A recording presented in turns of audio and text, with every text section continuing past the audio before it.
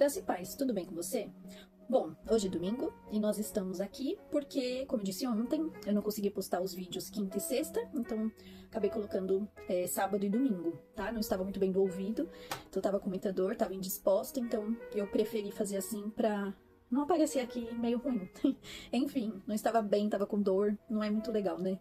Então, eu acabei mudando aí um pouquinho os dias, né? Eu estou acostumada a colocar vídeos de segunda a sexta, porque eu achei que para as pessoas que estão assistindo ficaria um pouco mais leve e vocês conseguiriam acompanhar. Então, só mudei esses 2 dias por conta disso, tá? Pela minha saúde mesmo. Aí na segunda eu retorno e a gente volta de segunda a sexta normal. Bonitinho como está, tá bom? Deus abençoe a sua vida. Oro para que você continue aqui se alimentando da palavra do Senhor. Esse é meu maior objetivo, aquilo que Deus colocou no meu coração. A Bíblia de forma simples, a Bíblia de forma clara e que nós possamos aqui aprender juntos a palavra do Senhor diariamente. Amém? Nós estamos no livro de Jó e nós vamos terminar hoje o capítulo 9, tá? Nós estamos lendo aí sobre a resposta de Jó ao seu amigo Bildade. Como eu disse, o livro de Jó, o amigo fala, Jó fala. Jó começa falando, né? O amigo responde, aí Jó fala, o amigo responde, e aí nós vamos vendo essas respostas deles e aprendendo conforme as respostas vão aparecendo aqui.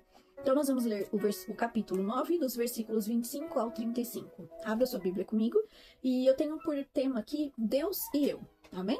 Então, abre aí, Jó 9, 25. Os meus dias são mais velozes do que um corredor, fogem sem ter visto a felicidade. Passam como barcos de junco, como a águia que se lança sob a presa. Se eu disser, vou esquecer a minha queixa, deixarei o meu ar triste e ficarei contente. Ainda assim, todas as minhas dores me apavoram, porque bem sei que não me considerarás inocente.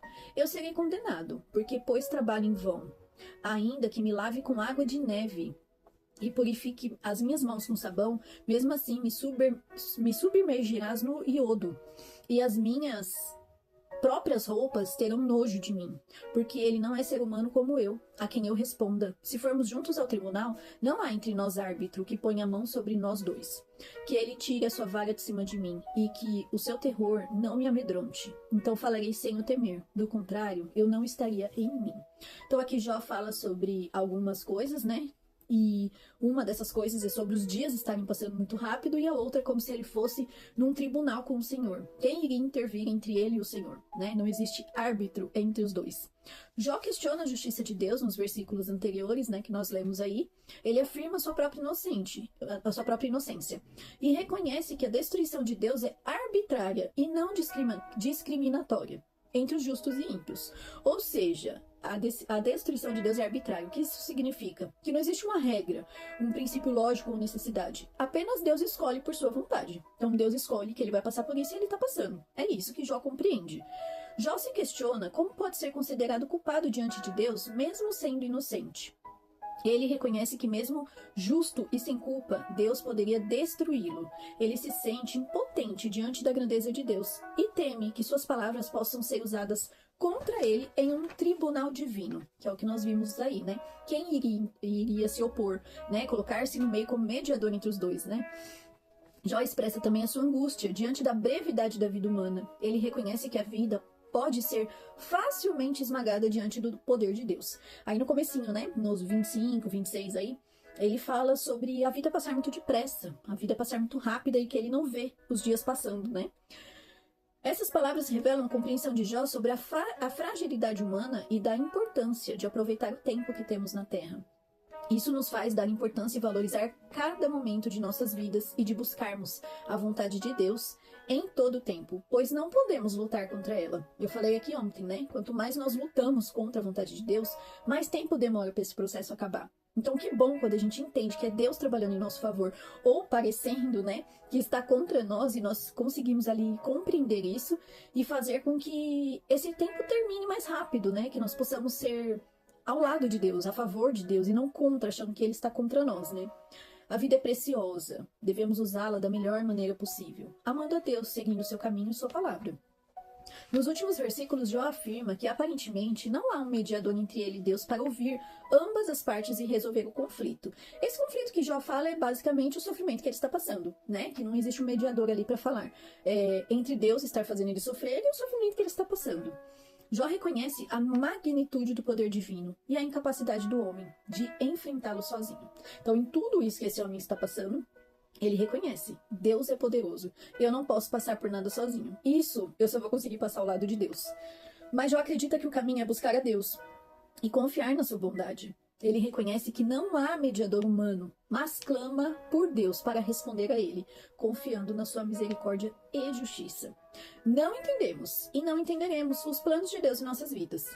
Porém, cabe a nós reconhecer que somos falhos, pecadores, cheios de defeitos e pedir pelo socorro do Senhor. Somente Ele pode nos ajudar em nossos dias turbulentos e nos dar alívio em meio às nossas dores, né? Conforme nós temos falado aqui, Jó, esse homem que estava passando por todo esse processo. Aqui não fala, né, assim, quanto tempo foi isso, mas em algum versículo que nós lemos aqui, né, no capítulo 7, versículo 3, fala que foram meses de desengano. Então, a gente não faz ideia quanto tempo foram, mas parece ser bastante tempo. E quanto sofrimento esse homem estava passando, mas ele manteve a sua confiança no Senhor. Ainda que ele faça questionamentos, o que é normal. Na nossa vida é normal, né? Às vezes a gente se pergunta sobre algumas coisas, né? E não tá errado, desde que você não blasfeme contra Deus, né? Não tá errado. Às vezes a gente passa por, meu Deus, por que isso? Por que aquilo? E como eu disse ontem, por que o justo sofre, né? E não existe resposta para isso. Existe um operar, né, do Senhor mesmo. É o que Deus quer fazer e acabou. Ele é soberano, ele tem o controle de tudo. Ele sabe o que é melhor para nós. Quando nós temos essa convicção, ainda que venha tempestades, venham problemas, venham aflições, venham angústias, nós acabamos tendo aquela convicção. Deus está no controle, vai dar tudo certo. Ainda que você esteja chorando, esmagado, sabe, atribulado, com dor, você tem essa convicção. Porque a gente sabe que não adianta lutar contra a vontade de Deus. Como eu disse ontem, volto a dizer, às vezes a gente fica ali debatendo contra a vontade de Deus, e Deus só faz a gente dar voltas. E o tempo que era para ser curto, que nós vamos ver mais pra frente com o povo de Israel, o tempo que era pra ser curto acaba se tornando um tempão de sofrimento. E às vezes, se você tivesse obedecido, crido, que era a vontade de Deus, esse percurso demoraria menos tempo, sabe? Tem coisas que Deus não vai conseguir nos ensinar da forma mais fácil, porque a gente tá com a nossa visão limitada. E nós não vamos conseguir pegar aquilo pra nós. Então, às vezes, Deus faz umas coisas que a gente não gostaria de passar, mas que se faz necessário, porque senão a gente não aprende. E assim, é difícil, mas com Deus nós podemos todas as coisas. Nós temos que ter essa convicção. Com o Senhor eu posso todas as coisas. Ele está do meu lado, Ele vai me ajudar. A sua bondade e sua misericórdia vão me seguir todos os dias, e eu vou conseguir passar por isso. Quando você tiver essa certeza no seu coração, as coisas vão se tornar um pouco mais fáceis. Que essa palavra possa confortar o seu coração de alguma forma, te dar força para passar por esses problemas. Que Deus nos abençoe e que amanhã nós possamos estar aqui novamente para ler uma porção da palavra do Senhor e aprender juntos aqui o que o Senhor tem para nos dizer. Que Deus abençoe, um ótimo domingo na presença do Senhor.